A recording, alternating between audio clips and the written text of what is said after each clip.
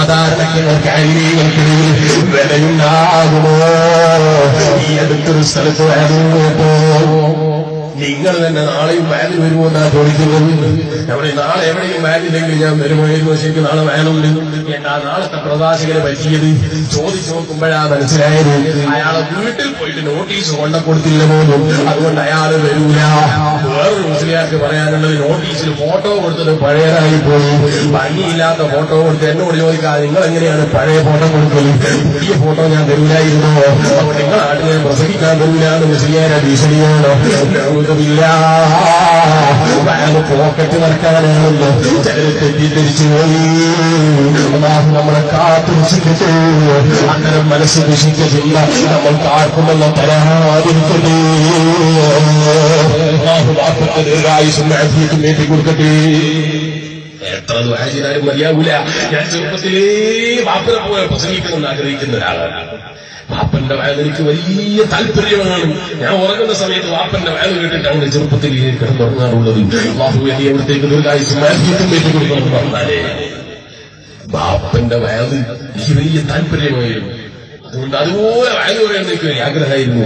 അതുകൊണ്ട് തന്നെ ഞാൻ എന്റെ വീട്ടിന്റെ കോണിപ്പടിയുടെ നില കയറിയെന്ന് മുന്നിൽ ജനലാണ്, ഇതൊന്നും മുന്നിലില്ല. ജനലിന്റെ വില നോക്കിയിട്ട് ഞാൻ കുറെ കാലം പ്രസംഗിച്ചിട്ടുണ്ട്. പിന്നെ പ്രസംഗം നിന്നുപോയതിന്റെ കാരണം കോണിപ്പടിയുടെ നില കയറിയിട്ട് ഒരു ദിവസം പ്രസംഗിക്കുമ്പോൾ മദ്രസയിലെ പുസ്തകം എടുത്തിട്ട് പ്രസംഗിക്കാൻ പോയി. മദ്രസയിലെ പുസ്തകം എടുത്തിട്ട് ആയതിന്റെ മസാല ഉറക്ക വായിച്ചെങ്കിൽ പ്രസംഗിച്ചു. എനിക്കറിയില്ലായിരുന്നു ഉറക്കം പറയാൻ പാടില്ല. ഉറക്ക വായിച്ചപ്പോൾ ഉമ്മ അടിച്ചിട്ട് പറഞ്ഞു ഇന്ന് പോലും ഇവിടെ പ്രസംഗിക്കാൻ പാടില്ല. അപ്പോഴായിരിക്കും മനസ്സിലായത് എല്ലാം ഉറക്കം പറയാൻ പാടില്ല. അങ്ങനെ ചെറുപ്പത്തിലേ പ്രസംഗിക്കാൻ വലിയ താല്പര്യമായിരുന്നു.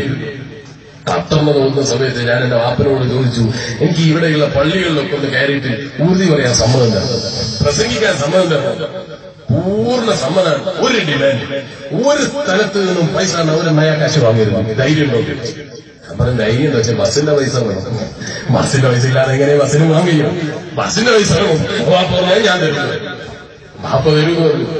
അങ്ങനെ ഞാൻ ഉമ്മനോട് ബസ്സിന്റെ പൈസ വാങ്ങും. 2 വർഷം ഞാനിങ്ങനെ അതിന് പോയി. ഒരു ദിവസം വാപ്പ വിളിച്ചിട്ട് എന്നോട് എന്റെ കീപ്പറാണ് പറയുന്നത്, അള്ളാഹു എന്നെ നന്നാക്കി തരട്ടെ, എന്തെങ്കിലും ഇത്ര ബേജാറിയാൻ നന്നായി പോയി, അള്ളാഹു എന്നെ നന്നാക്കി തരട്ടെ, എന്താ പ്രശ്നം?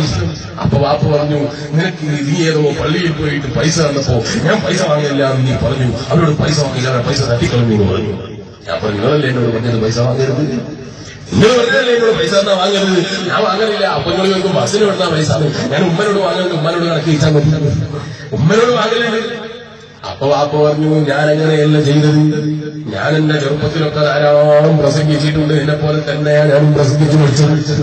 പ്രസംഗിച്ചിട്ട് ആരെങ്കിലും അരിയതെന്നാലത് വേണ്ടാന്ന് പറയുന്നതിന് പകരം അവര് തരുന്ന പൈസ വാങ്ങണം, നിന്റെ കൂടെ പഠിക്കുന്ന പാവപ്പെട്ട മുതഅല്ലിമീങ്ങൾക്ക് കൊടുക്കണം, നിന്റെ കൂടെ പഠിക്കുന്ന പാവപ്പെട്ട മുതഅല്ലിമീങ്ങൾ കിതാബ് വാങ്ങാൻ പൈസ ഇല്ലാതെ ബുദ്ധിമുട്ടുന്നവരുണ്ടാകും, വീട്ടിൽ ചെലവിന് കൊടുക്കാൻ തന്നെ ഇല്ലാതെ ബുദ്ധിമുട്ടുന്ന മുതഅല്ലിമീങ്ങളുണ്ടാകും, അവരെ നോക്കിയിട്ട് കൊടുക്കണം.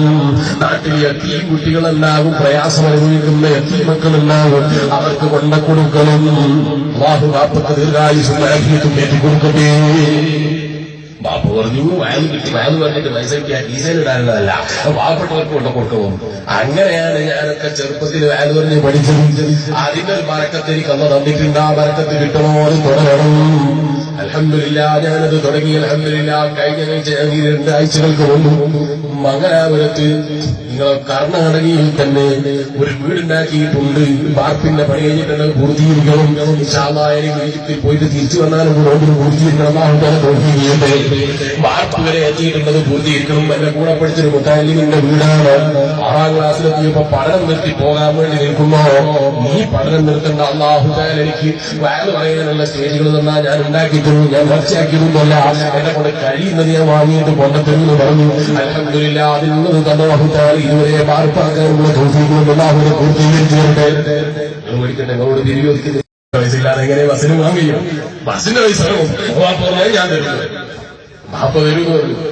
അങ്ങനെ ഞാൻ ഉമ്മനോട് ബസ്സിന്റെ പൈസ വാങ്ങും. 2 വർഷം ഞാനിങ്ങനെ അതിന് പോയി. ഒരു ദിവസം ബാപ്പ വിളിച്ചിട്ട് എന്നോട് എന്റെ കീപ്പറാണ് പറയുന്നത്, അള്ളാഹു എന്നെ നന്നാക്കി തരട്ടെ, എന്തെങ്കിലും ഇത്ര ബേജാറിയാൻ നന്നായി പോയി, അള്ളാഹു എന്നെ നന്നാക്കി തരട്ടെ, എന്റെ കീപ്പറാണ് എന്താ പ്രശ്നം? അപ്പൊ വാപ്പ പറഞ്ഞു നിനക്ക് നീ ഏതോ പള്ളിയിൽ പോയിട്ട് പൈസ തന്നപ്പോ ഞാൻ പൈസ വാങ്ങില്ല എന്ന് നീ പറഞ്ഞു, അവരോട് പൈസ വാങ്ങില്ല, പൈസ തട്ടിക്കളഞ്ഞു എന്ന് പറഞ്ഞു. ഞാൻ പറഞ്ഞു നിങ്ങളല്ലേ എന്നോട് പറഞ്ഞത് പൈസ വാങ്ങരുത്, നിങ്ങൾ പറഞ്ഞല്ലേ എന്നോട് പൈസ എന്നാ വാങ്ങരുത്, ഞാൻ വാങ്ങലില്ല. അപ്പൊ നിങ്ങൾ ചോദിക്കും ബസ്സിന് കൊടുത്താൽ പൈസ, ഞാൻ ഉമ്മനോട് വാങ്ങുന്നുണ്ട്, ഉമ്മനോട് കണക്ക് വെച്ചാൽ മതി, ഉമ്മനോട് വാങ്ങലുണ്ട്. അപ്പൊ വാപ്പ പറഞ്ഞു ഞാൻ എങ്ങനെയല്ല ചെയ്തത്, ഞാൻ എന്റെ സാധാരണക്കാരികൾക്ക് വിലയുണ്ടാകുമോ? ഈ അടുത്തൊരു സ്ഥലത്ത് വേദനപ്പോ നിങ്ങൾ തന്നെ നാളെയും വാലിൽ വരുമോ എന്നാണ് ചോദിക്കുന്നത്. നമ്മുടെ നാളെ എവിടെയും വാലില്ലെങ്കിൽ ഞാൻ വരുമായിരുന്നു, ശരിക്കും നാളെ വാനുണ്ട്. എന്നാ നാളത്തെ പ്രവാസികളെ പറ്റിയത് ചോദിച്ചു നോക്കുമ്പോഴാണ് മനസ്സിലായത് അയാളെ വീട്ടിൽ പോയിട്ട് നോട്ടീസ് കൊണ്ട കൊടുത്തില്ല പോലും, അതുകൊണ്ട് അയാൾ വരൂല. വേറൊരു മുസ്ലിയാർക്ക് പറയാനുള്ളത് നോട്ടീസിൽ ഫോട്ടോ കൊടുത്തത് പഴയതായി പോയി, ഭംഗിയില്ലാത്ത ഫോട്ടോ കൊടുത്ത് എന്നോട് ചോദിക്കാതെ നിങ്ങൾ എങ്ങനെയാണ് പഴയ ഫോട്ടോ കൊടുക്കല്, പുതിയ ഫോട്ടോ ഞാൻ തരൂലായിരുന്നോ, അപ്പോൾ നിങ്ങൾ നാട്ടിൽ പ്രസംഗിക്കാൻ തരൂലാന്ന് മുസ്ലിയാരെ ഭീഷണിയാണോ? പോക്കറ്റ് നടക്കാനാണല്ലോ ചിലർ തെറ്റിദ്ധരിച്ച് പ്രസംഗിച്ചിട്ടുണ്ട്. പിന്നെ പ്രസംഗം നിന്നുപോയതിന്റെ കാരണം കോളിപ്പടിയുടെ മേലെ കയറി ഒരു ദിവസം പ്രസംഗിക്കുമ്പോൾ മദ്രസയിലെ പുസ്തകം എടുത്തിട്ട് പ്രസംഗിക്കാൻ പോയി. മദ്രസയിലെ പുസ്തകം എടുത്തിട്ട് ഹൈദിന്റെ മസാല ഉറക്കം വായിച്ചെങ്കിൽ പ്രസംഗിച്ചു. എനിക്കറിയില്ലായിരുന്നു ഉറക്കം പറയാൻ പാടില്ല. ഉറക്കം വായിച്ചപ്പോൾ ഉമ്മ അടിച്ചിട്ട് വന്ന് ഇന്ന് പോലും ഇവിടെ നിന്ന് പ്രസംഗിക്കാൻ പാടില്ല.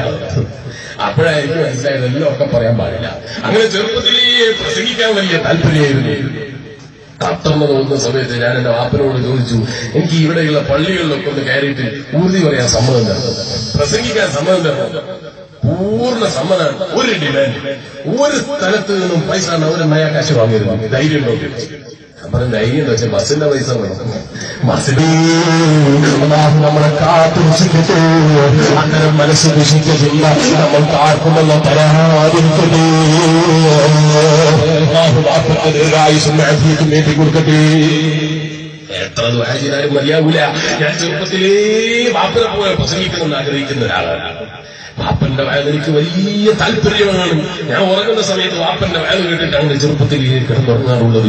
ബാഹു വലിയ അവിടത്തേക്ക് ദീർഘായുസ്സും കൊടുക്കണം പറഞ്ഞാലേ ബാപ്പന്റെ വയൽ എനിക്ക് വലിയ താല്പര്യമായിരുന്നു. അതുകൊണ്ട് അതുപോലെ വയൽ പറയാൻ എനിക്ക് ആഗ്രഹമായിരുന്നു. അതുകൊണ്ട് തന്നെ ഞാൻ എന്റെ വീട്ടിന്റെ കോണിപ്പടിയുടെ വില കയറിയെന്ന് മുന്നിൽ ജനലാണ്, ഇതൊന്നും മുന്നിലില്ല. ജനലിന്റെ വില നോക്കിയിട്ട് ഞാൻ കുറെ കാലം ചെറുപ്പത്തിലൊക്കെ ധാരാളം പ്രസംഗിച്ചിട്ടുണ്ട്. എന്നെ പോലെ തന്നെയാണ് ഞാനും പ്രസംഗിച്ചു പഠിച്ചത്. പ്രസംഗിച്ചിട്ട് ആരെങ്കിലും അധികനാലത് വേണ്ടാന്ന് പറയുന്നതിന് പകരം അവര് തരുന്ന പൈസ വാങ്ങണം, നിന്റെ കൂടെ പഠിക്കുന്ന പാവപ്പെട്ട മുതല്ലിമീങ്ങൾക്ക് കൊടുക്കണം. നിന്റെ കൂടെ പഠിക്കുന്ന പാവപ്പെട്ട മുതല്ലിമീങ്ങൾക്ക് കിതാബ് വാങ്ങാൻ പൈസ ഇല്ലാതെ ബുദ്ധിമുട്ടുന്നവരുണ്ടാകും. വീട്ടിൽ ചെലവിന് കൊടുക്കാൻ തന്നെ ഇല്ലാതെ ബുദ്ധിമുട്ടുന്ന മുതല്ലിമീങ്ങളുണ്ടാകും. അവരെ നോക്കിയിട്ട് കൊടുക്കണം. നാട്ടിൽ യത്തീം കുട്ടികളുണ്ടാകും, പ്രയാസം അനുഭവിക്കുന്ന യത്തീം മക്കളുണ്ടാകും, അവർക്ക് കൊണ്ട കൊടുക്കണം. അല്ലാഹു ബാപ്പക്ക് ദീർഘായുസ്സും ആഫിയത്തും കൊടുക്കട്ടെ. ബാപ്പ പറഞ്ഞു വയൽ കിട്ടി, വയൽ പറഞ്ഞിട്ട് പൈസ കിട്ടിയ കീസയിലിടാനുള്ളതല്ല.